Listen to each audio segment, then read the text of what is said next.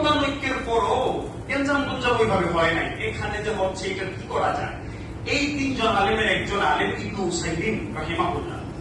ইবনে উসাইমিন রাহিমাহুল্লাহ উনি ওনার একাধিক গ্রন্থে, আমি কিতাবগুলো নিয়ে এসেছি কোন ছেলের কাছে যেন আছে, তিনি তার একাধিক গ্রন্থে বলেছেন এজন্য আহলুস সুন্নাহ ওয়াল জামাত যে চার মাযহাব আছে, দেখেন হানাফি মাযহাবের নামে কেউ যদি ফাতরামি করে এই দায় কি ইমাম আবু হানিফা রাহিমাহুল্লাহর উপরে?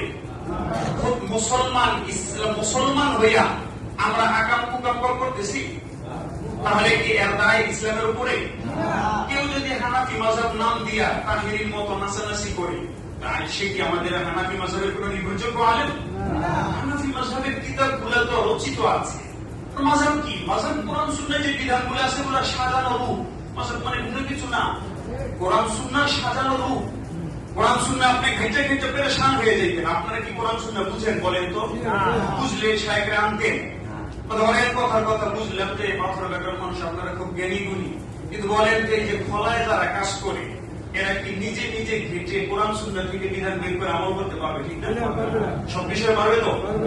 না পারলে এরা কি করবে? এদের জন্য সাজায়া বুঝায় যে সংকলনটা করে দেওয়া সেটা মাযহাব বলা হয়। এটা আহলুস সুন্নাহ ওয়াল জামাতের চার মাযহাব আহলুস সুন্নাহ ওয়াল জামাতের অন্তর্ভুক্ত।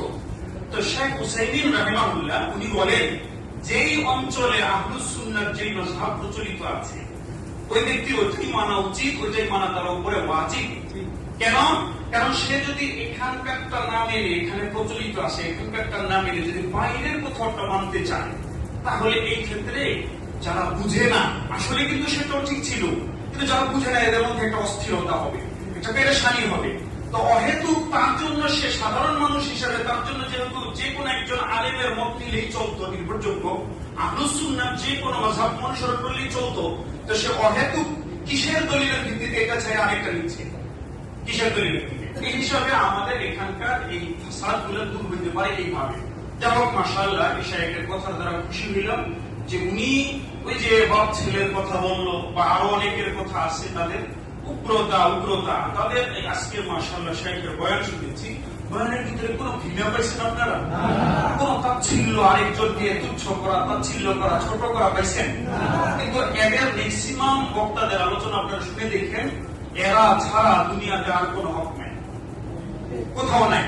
এমনকি ওই যে বাপের কথা উনি বলেছেন, এই বাপের একটা বক্তব্য আমি আপনাদেরকে শোনাই। ওই বাপ বলছে পৃথিবীতে যত ইহুদি বিদ্বান আছে, যত খ্রিস্টান বিদ্বান আছে, যত হিন্দু বিদ্বান আছে, যত মুসলিম বিদ্বান আছে, তারা কলমে লিখতে গিয়ে মুসলমানদের শত শত মতাদর্শের মধ্য থেকে একমাত্র জান্নাতি হিসাবে আহলে হাদিসকে ছাড়া আর কারো নাম বলছে আমার জানা নাই।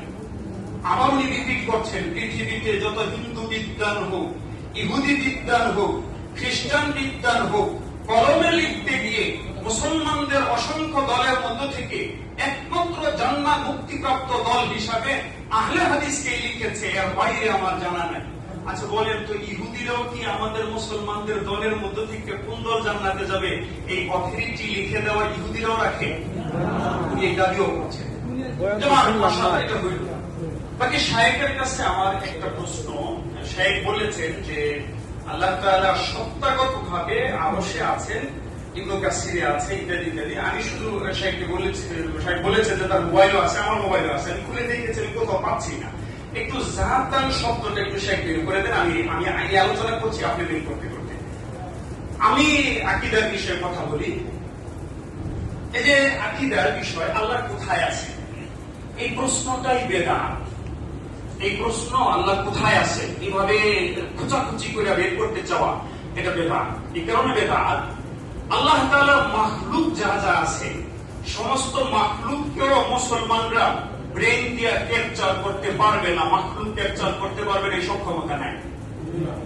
আপনারা প্রসিদ্ধ হাদিসের কথা জানেন, আল্লাহ তাআলা বলেছেন হাদিসে কুদসিতে, আ'দাতু লিইবাদিয়াস সালিহিনা মা লা আইনুন রাআত ওয়া লা উযুনুন সামিআত ওয়া লা খাতারা বিকলবি বাশার। আল্লাহ তাআলা বলেছেন আমি আমার নেক বান্দাদের জন্য জান্নাতে এত শত নিয়ামত রেখেছি যেগুলার প্রকার এত এত, এগুলা কোন চোখ কোনদিন দেখে নাই, কোন কান বিবরণ শোনে নাই, এমনকি বাশার মানুষের যে ব্রেন আছে এই ব্রেন দিয়ে কল্পনাও করতে পারবে না। আচ্ছা বলেন তো, জান্নাতের সেই নাজ নিয়ামত গুলা খালেক না মাখলুক? বলে না। জান্নাতের নাজ নেয়ামতগুলো খালিক না মাখলুক? মাখলুককেই যদি বাশার মানুষেরা মাখলুককেই যদি কল্পনা করে বেষ্টিত করতে না পারে, তো খালিককে বেষ্টিত করতে পারবে? আল্লাহ তাআলা কোরআন মাজিদে বলেন, লা তুদরিকুহুল আবসার ওয়া হুয়া ইউদরিকুল আবসার। আল্লাহ তাআলাকে বেষ্টন করা যায় না। আল্লাহু মুহীতুন, আল্লাহই বরং অন্যকে বেষ্টন করে রেখেছেন। আল্লাহকে